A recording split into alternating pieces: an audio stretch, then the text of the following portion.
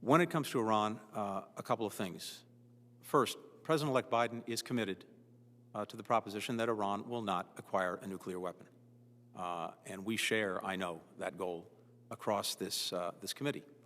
An Iran with a nuclear weapon, or on the threshold of having one, with the capacity to build one on short order, would be an Iran that is even more dangerous than it already is when it comes to all of the other malicious activities that it's engaged in, whether it is support for terrorism, whether it is fueling and feeding its proxies, whether it is destabilizing the region. An Iran with a nuclear weapon or with the threshold capacity to build one is an Iran that would act potentially with even greater impunity than it already is.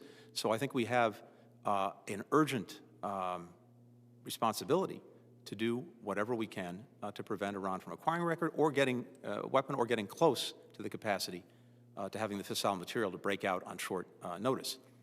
In my judgment, the JCPOA, for whatever its limitations, was succeeding on its own terms in blocking Iran's pathways to producing fissile material for a nuclear weapon on short order.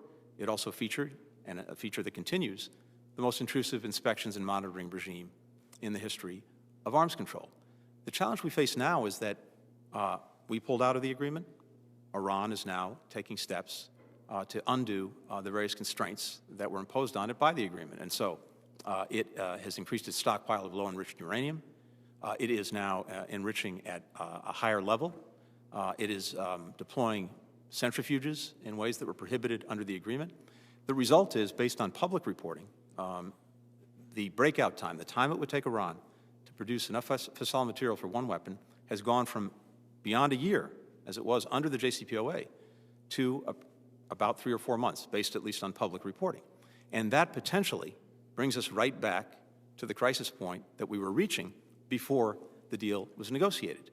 And so the President-elect believes that if Iran comes back into compliance, we would too. But we would use that as a platform with our allies and partners who would once again be on the same side with us to seek a longer and stronger agreement, and also, as you and the Chairman have rightly pointed out, to capture these other issues, particularly with regard to missiles and Iran's destabilizing activities. That would be the objective. Having said that, I think we're a long way from there. We would have to see, once the President-elect is in office, what steps Iran actually takes and is prepared to take. We would then have to evaluate whether they were actually making good if they say they're coming back into compliance with their obligations, and then we would take it from there. But in the first instance, and the last thing I'll say on this, sir, is that yes, we absolutely will consult with you, and not only with you, I think as the Chairman suggested, it's also vitally important that we engage on the takeoff, not the landing, with our allies and with our partners in the region, to include Israel and to include the Gulf countries. Thank you.